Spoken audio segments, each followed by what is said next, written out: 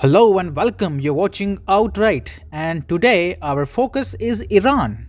Iran has been accused of funding anti India and anti Hindu propaganda on social media. The report says Iran is funding trolls to spread anti India messages on American social media. The motive of this campaign is to influence America's policy against India. This research was put together after analyzing 1 million tweets, as per claims. Those tweets would accuse Hindus of orchestrating genocide against minorities in India. They would also spread anti Hindu stereotypes regarding caste division. What we had found is that Iranian trolls were pretending to be Pakistani users. And what they would do is, and when I say pretending to be, what it means is they would give themselves a Pakistani name. They would say that they are supporters of Imran Khan and really involved in like Pakistani politics. And all of their user descriptions would be like, "I love my country, Pakistan Zindabad," like all of these types of very like Pakistani nationalist like slogans. And also then they would set their locations. You know how on Twitter you can say like I could say I'm from anywhere, right? Like the same way that these state-sponsored Iranian trolls would say I'm from Lahore, I'm from Karachi, I am from Rawalpindi. Like they would actually set their locations on Twitter. Now, here is the most critical question: who are the people behind publishing this damning report? The lady you just heard speak is Miss Prasiddha Sudhakar, who is from NCRI, or the Network Contagion Research Institute. The non-profit organization has compiled this report. NCRI is an American institute, and that is why we must take this report with a pinch of salt. Out of nowhere, a US think tank comes out and says, "Hey, look, India, Iran is spreading anti Hindu hatred on social media."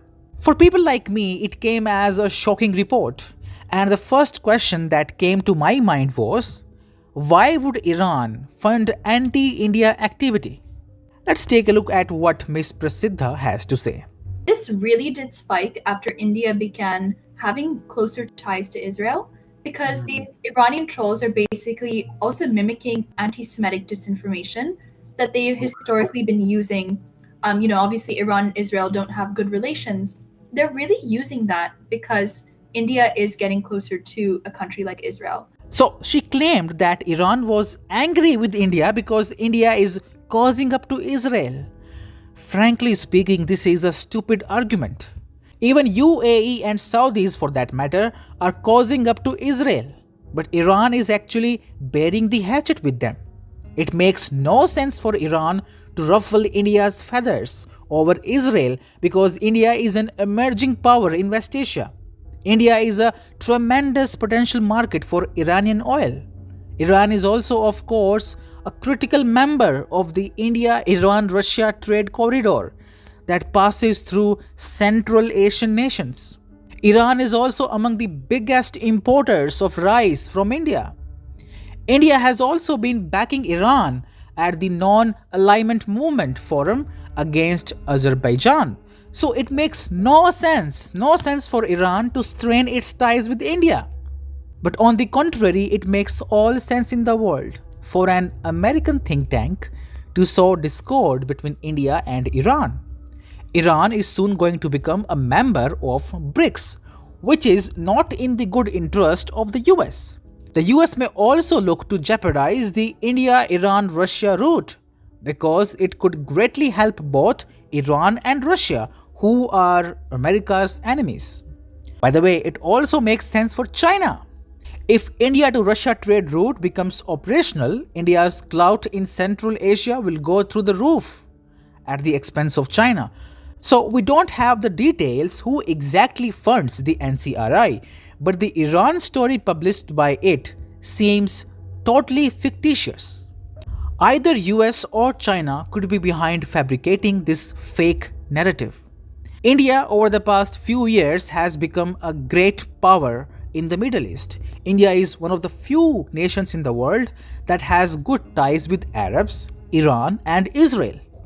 India's trade as well as security ties with all these nations are getting stronger with each passing year. In fact, India is also in talks to help crisis hit Egypt through loans and economic deals.